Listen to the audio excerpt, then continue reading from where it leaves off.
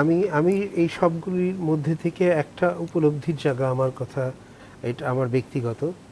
সরকারের দায়িত্ব আছে, পুলিশের দায়িত্ব আছে, সেনাবাহিনীর দায়িত্ব আছে, অনেকের অনেক দায়িত্ব আছে, কিন্তু আমার কেন জানি মনে হয় ছাত্র আন্দোলন যখন তৈরি হয় তখন শিক্ষকদেরও একটি বড় দায়িত্ব থেকে যায়। 69-এর গণ অভ্যুত্থানে রাজশাহী বিশ্ববিদ্যালয়ের একেবারে সম্মুখ সমরের যে ছাত্ররা, তার সামনে একজন অধ্যাপক দাঁড়িয়েছিলেন, ডক্টর জোহা, শহীদ হয়েছিলেন।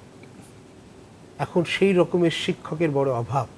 ডক্টর জোহা ছাত্রের সামনে দাঁড়িয়ে যেমন রক্ত দিতে পারতেন, ছাত্রদের ডাকলে ফিরে আসতো ছাত্ররা, ওই রকমের শিক্ষকের বড় অভাব।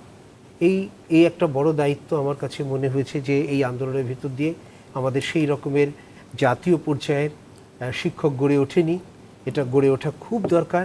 আর দ্বিতীয় আরেকটি বিষয় আমার উপলব্ধি, সেটি হচ্ছে আমাদের জাতীয়তাবাদী আন্দোলনের ভেতর দিয়ে আমার দেশটার জন্ম হয়েছে। আমরা জাতীয়তাবাদী হয়েছি, কিন্তু জাতীয় বোধ আমাদের জন্মলাভ করেনি। জাতীয় বোধ যদি জন্মলাভ করতো তাহলে আমি মেট্রো রেলটা পোড়াতাম না। জাতীয় বোধ যদি জন্মলাভ করতো তাহলে আমি এলিভেটেডটা পোড়াতাম না। জাতীয় বোধ যদি আমার জন্মলাভ করতো তাহলে আমি দুর্যোগ ব্যবস্থাপনাটা পোড়াতাম না, এই রকমের ক্ষতি করতাম না। দেখেন আমাদের প্রতিবেশী দেশ ভারত, ওর জাতীয় বোধ এমন, কার্গিল যুদ্ধ হলে বিজেপি, কংগ্রেস, সিপিআই, সিপিএম সব এক হয়ে যায় জাতীয় স্বার্থে। এটা হচ্ছে জাতীয় বোধ।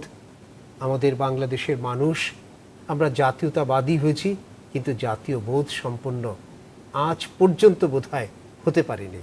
সেটা হওয়ার খুব দরকার।